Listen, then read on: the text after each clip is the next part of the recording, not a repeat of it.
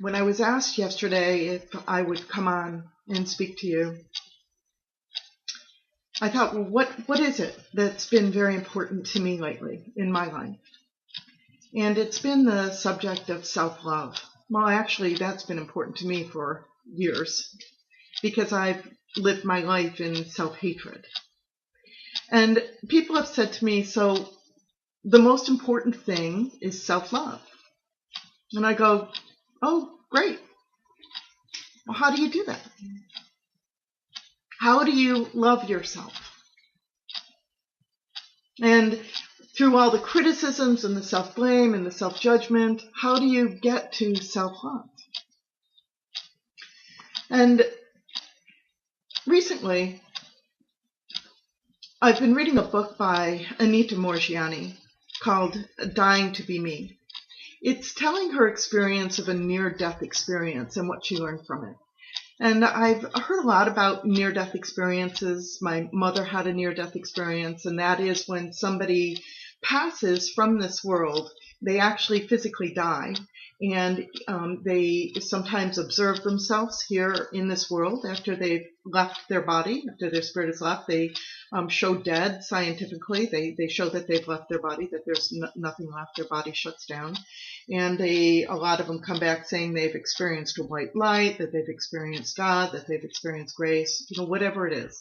Usually having something to do with, in the words that they put it, of their own religious and spiritual upbringing.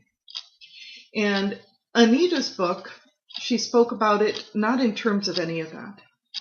When she, and this is not uncommon in these experiences, when she passed, she was riddled with cancer and with tumors throughout her body. And when she came back, there was instant healing. All the tumors and cancers were gone. And we hear about the instant healing. And we've done, all of us have, knowing that you are involved with Brandon and the journey, and have experienced the journey. It's about getting through the emotions and getting rid of everything so we go to the place where this spontaneous healing can happen.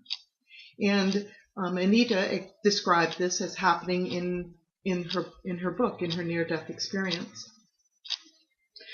And she spoke about being in this place and experiencing unconditional love. And she expressed that when we use the words unconditional love, we don't even know what that means. We're using it in our languaging, but we don't even know what it means. It's such a common thing to say now, the unconditional love, total acceptance. And she expressed it as there was no good or bad. There was no right or wrong. There was only this pervasive compassion, pervasive love. And she said when she came back that her ability to discern right or wrong or good from bad was gone. It was impaired, because when she came back, all she could experience was this love and this compassion